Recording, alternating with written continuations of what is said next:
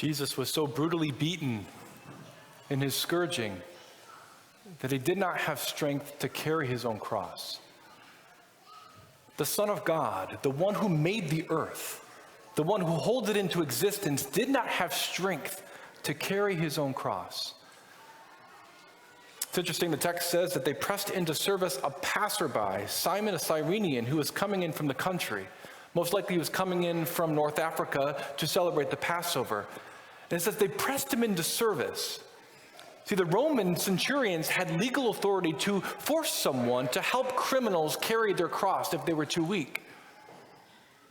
Simon didn't sign up for this. He didn't want this. As we consider this, we might think about all the different Simons that come into our lives who help us carry the cross when we're suffering.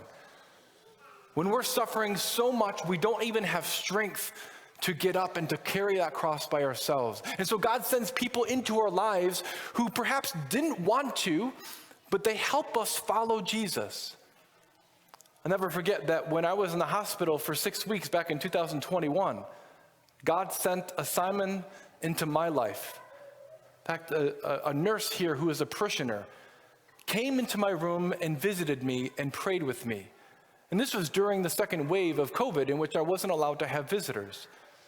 And it was an incredibly powerful moment for me, where she came and accompanied me in my suffering and my sorrow when I was weak, when I could not carry the cross by myself. And as we think about the different ways in which God sends Simons in our life, it's really important for us as we enter into this Holy Week to consider that we are to be the Simon of Cyrene in the lives of others around us. And the people around us are not innocent.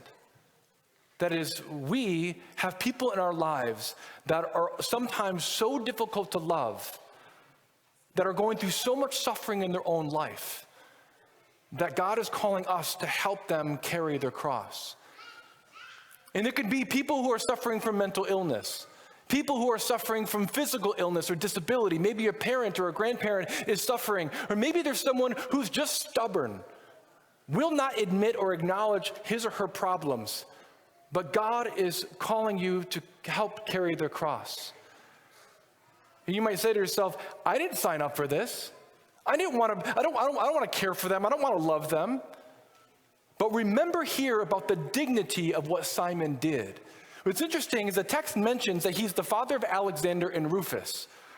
The implication is that the early church community, the Christians, understood who he was. They understood his family because this carrying of Jesus' cross changed him. It was his salvation. He did the very thing that Mark had been talking about the whole gospel. He carried the cross. He followed after Jesus. And so there are people in our lives that we do not want to love, that we find very difficult, and we might feel forced and pressed into service, if you may, to serve them. But remember, it's in loving and serving them that we find our salvation.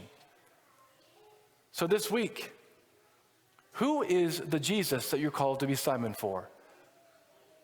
Some of you are going through a lot of very difficult things. Some of you have family members, coworkers, and friends and neighbors who are so difficult to love. And the temptation is to run away from the cross of the people around you, to not care for them. But that's what the world does. What we do as disciples of Jesus, as we accept the assignment, because that assignment of helping others carry their cross is our salvation.